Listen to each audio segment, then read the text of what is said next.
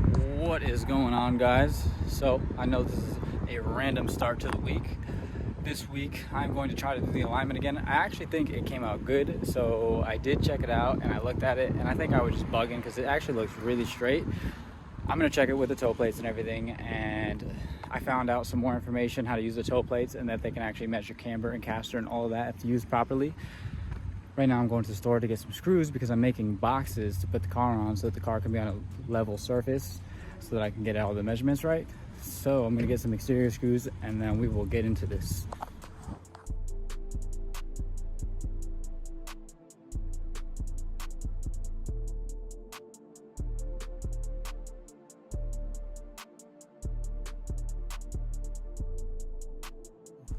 Okay, so you guys just saw a time lapse. Shout out my boy JR. Remember I said I was making these. I was supposed to, well, I wasn't supposed to do anything. I was expecting to help him make them. So I hit him up. He's a carpenter, so pretty much I know that he would know how to do this simply and quick. And big shout out to JR because he literally just made all of them. I didn't have to do any work at all. So now we have blocks to actually put the car on. It's not the safest way that I'm doing it, and the reason I say that is because there's nothing that's holding it in place other than that wheel chock up there, and then that 2x10, whatever you want to call it. But it's sitting on all the blocks. All the blocks are sturdy enough to hold the weight of the car. The only real worry for me is them to roll off. Hence why I have the jack hinges there. They're not holding any weight. They're just under the car, just in case the car decides to roll. It can land on the pinch welds. But now what we can do is take our plates and put them on the wheels and get some readings. And it really does look like it's fine. I do think I have a little bit of toe in, and I think that this one is slightly more cambered. Ideally, we could get this all zeroed out. I might try tonight. I might just do the readings and see where it's at. This exhaust is still sitting a little low. It's still hot. But as you can see, well, maybe not. I don't know, but I'm gonna play with that a little bit. I got a single zip tie coming because I have two zip ties, two metal zip ties together to hold it up. I'm thinking a single one will be stronger, so it'll be a longer one so that there's less connections for it to break at or heat up and loosen up. So I will be putting that on hopefully this week. I'm also gonna do a nut and bolt check while I'm under there because we have the car up in the air and it's on all four, and it should be decently high up considering it's on the wheels. The only thing that we don't like about this is because I pulled the camber back in, the height of the car went up. It's not the end of the world. It's basically because we have the 8-inch springs. I could bottom out the coilover because there is still some adjustment, but I just think that the damper is not going to do its job as well as it's going to make it shorter on the lever where the coilover stands, which will in turn make the camber go out again, which is what we don't want. We want zero camber, and if we shorten the lever, it's going to give the wheel more leverage, which will make the wheel want to camber more. I know, I'm talking very slow because I'm out of breath. It's hot in here, so I know I'm trying to be simple. But basically, the next thing that this car is going to need is springs, possibly wheels to try to get them to spin more. I have been doing some R&D. It does seem like these may spin. I haven't really dogged it yet to know. The other issue that I am running in with the car, the transmission again is making noise. And basically what that means is that it's gonna grenade again. And I mean, like I said last time, it has to do with maintenance and keeping oil in the trans. So yeah, I'm gonna do that today. I have some oil. It's not the proper oil, but it's oil that will do. I'm not gonna sit here and put expensive oil in it if I know that the transmission is gonna grenade again. A lot of you guys are gonna be like, well, why is it grenading? What are you doing? I'm actually not clutch dumping this one yet. I haven't done any clutch dumping yet. I've done maybe like 2 or 3, but beyond that, this transmission is not seeing as much wear and tear as the other one did. So for this one to start whirring and making the same whining noise tells me that these transmissions are just not up to the task. Now, part of that I think has to do with me using a one-piece drive shaft.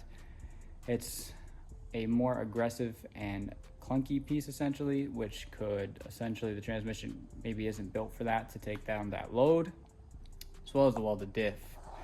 So that's something that we may have to address in the future, but for now we're just gonna keep filling it with oil and crossing our fingers and hoping that it doesn't blow up again. With that being said, I guess let's get into this nut and bolt check and checking this alignment out and see where it's at. I don't think I'm gonna adjust the front this week. I've been putting it off just because the car's not having any issues. It's not the end of the world. Basically, the only downside is that I get more angle out of this side than I do that side. And because I'm not really drifting yet, I'm not that worried about it. Basically, the reason you wouldn't want that is because you'd have more angle on this side, which would put in your mind that you have the same amount of angle on the other side. So when you go to do a drift on the other side, you might go in for more angle and you don't have that angle. So it's not the end of the world. We'll get there when we get there. I'm not too worried about that, but we will eventually be fixing that, centering out the rack again. But I'm just not, it's not my priority right now. My priority is the rear. Honestly, it's driving great right now. So the alignment isn't terrible, but I would like to get it zeroed out so that when I get the other wheels, there's not too much adjustment that has to be done. Quick shout out to Donut Media. And the reason I say that is because they're the ones that gave me these ideas. Did I think about doing the 2x4s before? Yes. I wasn't too hot on it, but then I looked up DIY alignment just to get a second opinion, essentially. I'm setting this up so that I can show you guys and chit chat while not holding the camera, but basically I got a second opinion by watching the Donut Media video.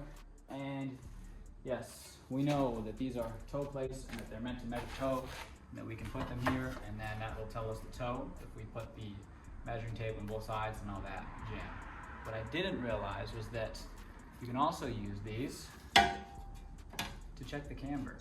And basically what you do is, I mean, you could do it either way, as long as you get it on a flat surface and you put this up against the wheel, and then you put the level on this, and you lean against this flush, it'll give you the camber, which I didn't think about. This is a pretty useful tool, as well as if you turn the wheels in the front, and there's a way to do it where you set up these things that they come with. Remember those things that I showed you guys that I was like, oh, I don't need these. Well, they're actually really useful, and you can use them to measure caster as well in the front. So, just to give you guys a quick rundown for you guys, those of you who want to do an alignment on your own car and want to do this way because it's much cheaper, yes, these toe plates can measure everything. A good resource would go to Donut Media YouTube's page, or look up DIY alignment and go to the Donut Media video, because they will explain everything to you how to actually do it. All I'm going to tell you is that I spent 40 bucks on this wood.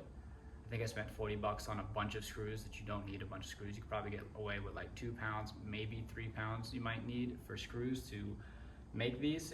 Get exterior screws because they're stronger. You don't want regular like drywall screws. Exterior screws, some 2x4s, I spent like 80 bucks. And then, you know, hopefully you have tools. If you don't have tools, then that's where it's going to be a pretty penny.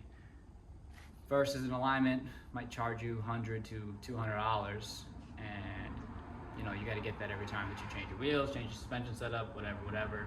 Versus this, you can do over and over and over, as long as you keep these 2x4s in good condition and they're fairly level. Now, I think I spent, you know, again, 80 bucks for the whole wood setup, another 40 bucks on that, and then another 17 bucks on my leveler. Let me grab my leveler real quick. This is my leveler. Turn it on. Basically, you put it on a flat surface and then you click 0 because it's not actually flat, but it's as close to flat as it's going to get. But if you zero it out on that, then it'll go with the degrees based off of what that 0 is. I'm going to show you guys all the specifications on this stuff because I did watch the donut video and they did not tell us the specs on these. Now, I just went and did my own, and I'll explain to you why I did the sizes I did. I did count the amount that they stacked up, and they had 1, 2, 3, 4, 5, 6, 7 2x4s stacked up, which makes for 15 2x4s if you're making a square. The reason it's 15 and not 14 is because we do 2 in each layer, and then I do a third one on top so that the wheel can sit level across the whole thing. Now, again, they didn't give us specifications, but I used my brain, and I figured that the biggest rim you're gonna see in width is 12 inches, so 12 inches should do. Now, if you're here, you're probably having an SC300, you're probably underpowered, and you're probably not running a 12-inch wide rim. If you are, I don't know what you're doing, man. I mean, unless you got turbo, that's a different story, but you know, if you're here because you're here for an NA SC300, you probably don't have anything wider than a 9.5. Now I have a 10.5, which is still really, really wide in excess. So for me to be able to fit a 10.5 on this setup, you shouldn't have any issues as far as trying to fit your wheels on this. Now, I have 2 of them. The car is sitting on 2 of them versus all 3. Obviously, this third one is showing, so it's not sitting on this third one. But what this box is it's a foot by a foot, and then the height of it is probably like 11 inches. I don't know exactly, but for reference, it's 7 2x4s high. It seemed plenty for Donut, it's plenty for me.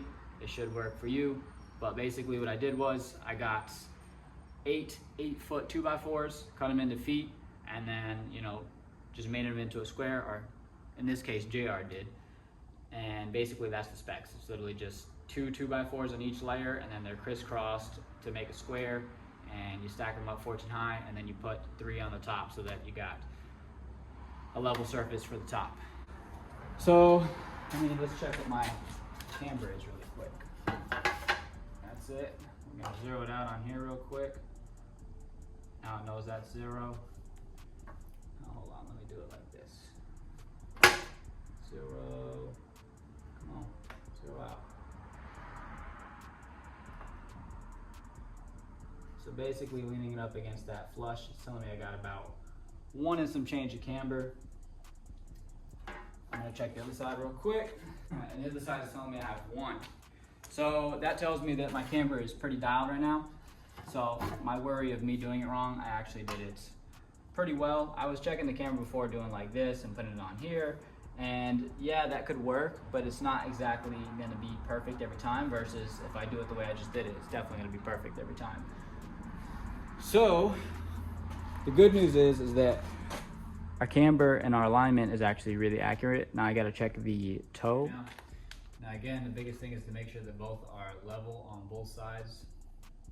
It looks like I have an 1/8 inch of toe. Oh, or I have a 1/16 in of toe. So this one is 74 1/8, and that one is 74 1/16. So I have a 1/16 inch of toe in. So I have 0.08 degrees of toe in, which is good for me. I want to be as close to 0 as possible. So I'm actually happy with the setup that I did. That means that I'm actually really close to where I want to be at. The only thing that I could do is pull the camber in slightly more. That would bring me into 0, which would pull my toe out based on how my geometry is. And it might bring me past 0, it might bring me to 0, but honestly, a 1/16 inch. I'm just double checking to make sure I'm not crazy. Yeah, 1/16 inch in of toe is perfect for what I'm trying to do. The only thing that I would like to do, which I will adjust the camber then, is get this car lower. But we're not gonna do that this week, and the reason for that being is because we would like to do it with the springs versus with the height of the coilover, as I was explaining earlier. So all of that complaining that I did last week about the camber slightly being worse on the other side was me blowing smoke. Yes, it's slightly, oh actually no, it's slightly less, because it said that this one was 1 and some change, the other one was 1. So this one was about 1.2 and the other side was 1 degree. This is a 1/16 inch in of toe, which is 0.08 degrees. So my alignment is actually perfect in the rear. It probably could be better in the front, but again, I'm not gonna do that today.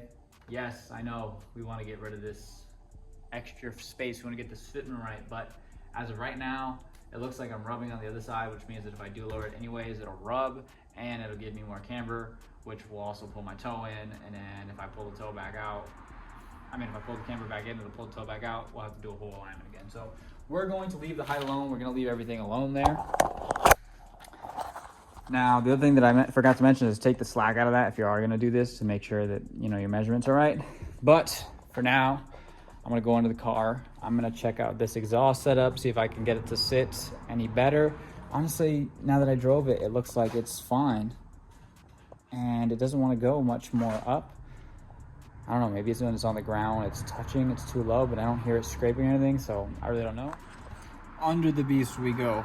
So, as you can see, this one is still holding up. This one is still holding up. This one ended up failing. I don't have an issue because this one is working, so this one should work for the time being.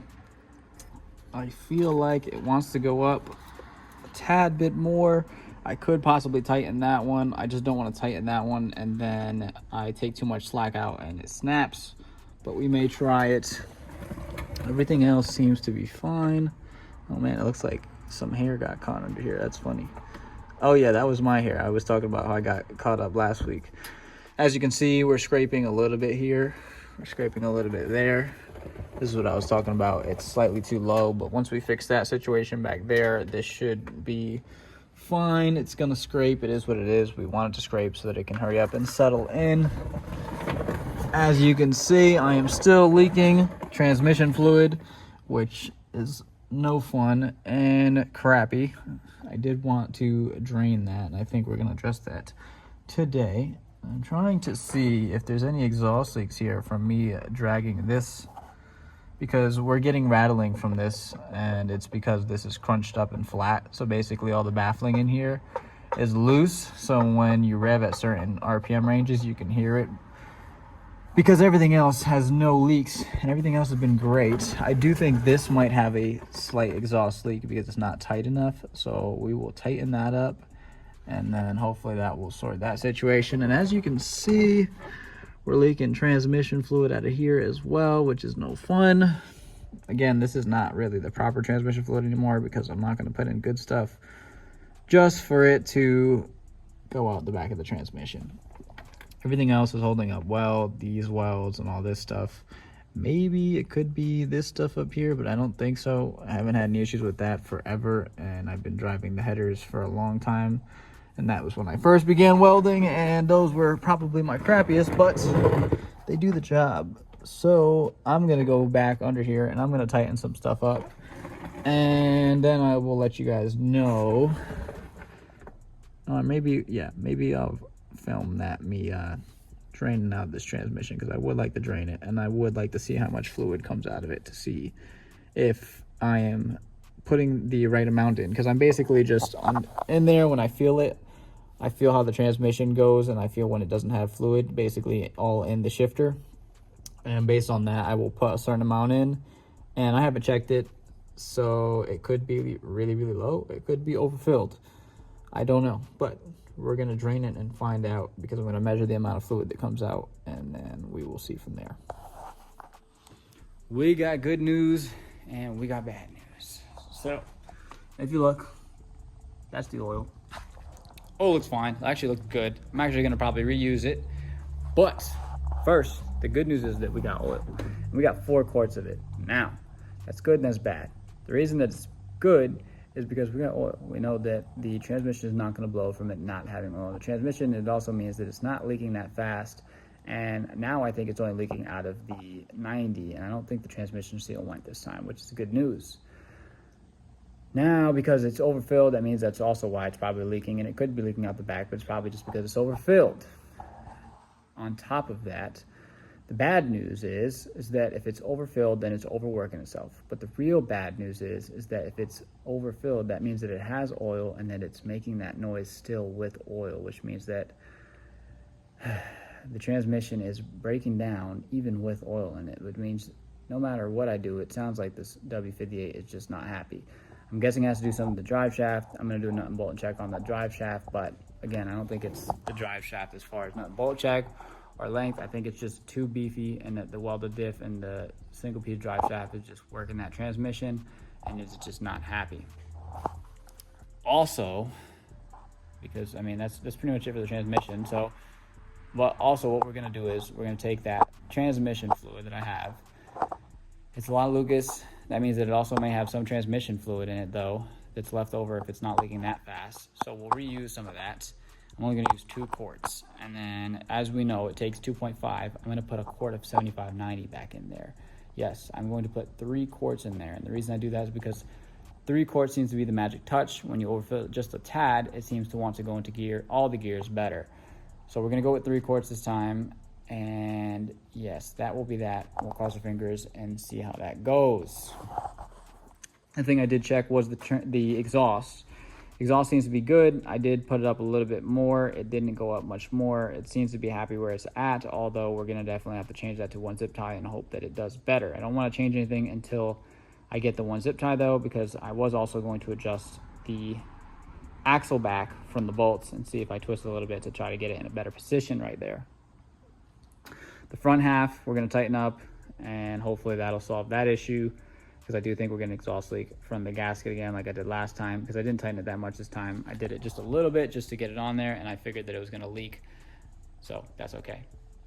I'm going to do a nut and bolt check on the drive shaft. I'm going to do a nut and bolt check on the exhaust, and then we will hopefully get some revs of this thing, because I know that we haven't really heard this thing rev. What I did notice is that it's not that loud, as we know, but if you're standing here versus right behind it, it's way louder from the exhaust tip. Like literally you can be standing here and standing here, and the revs sound completely different from here to here. So I'll try to get some here, I'll try to get some here. I'll show you guys a clip of that. For now, I'm gonna get into getting all that stuff set up so that we get the car back in the ground and get some test driving in, and hopefully I'll get some clips for you guys of the car on the road and some revs of this exhaust.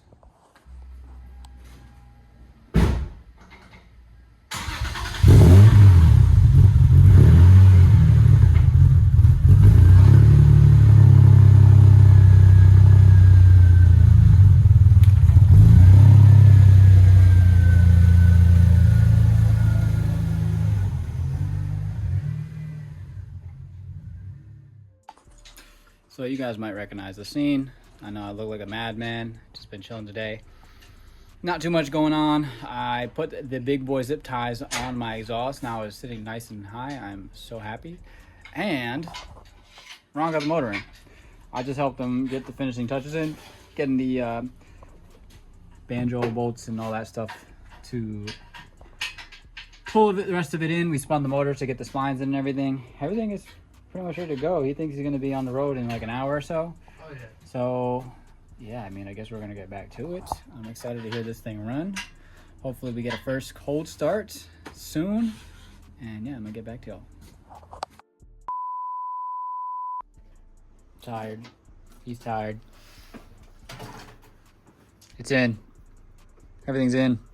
Intercooler, charge pipe, all that good stuff, intake, everything is all connected now. So, you know, we're not perfect. There may have been something that we forgot.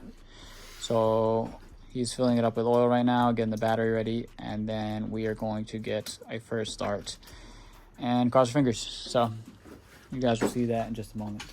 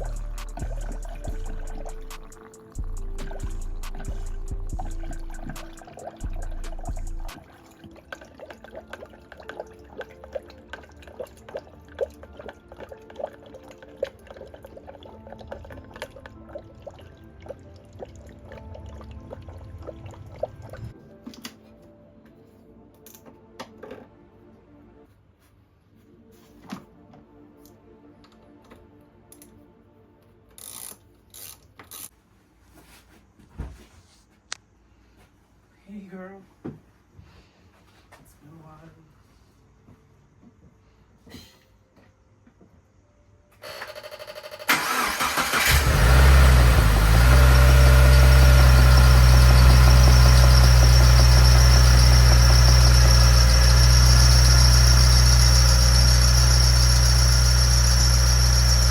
I was trying to knock, but he didn't hear me.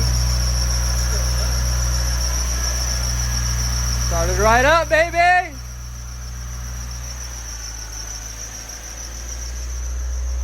Smells like garbage, but...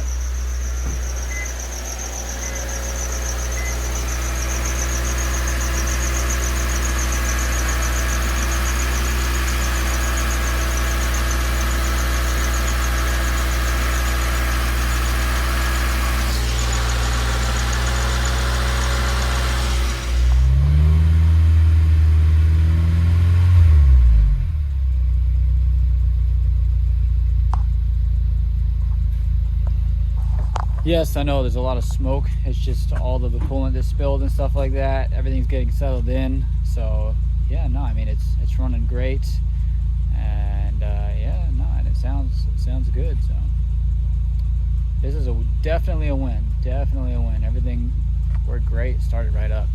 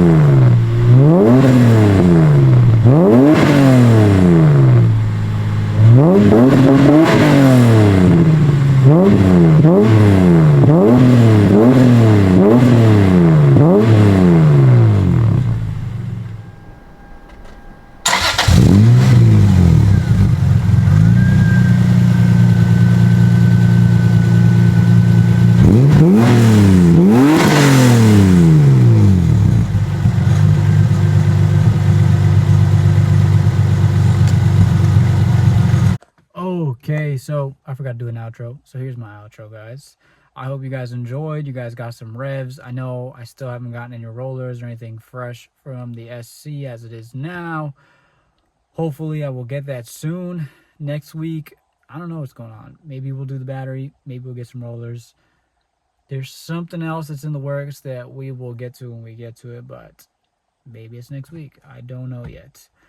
Anyways, without further ado, guys, I hope you guys enjoyed. I will see y'all next week.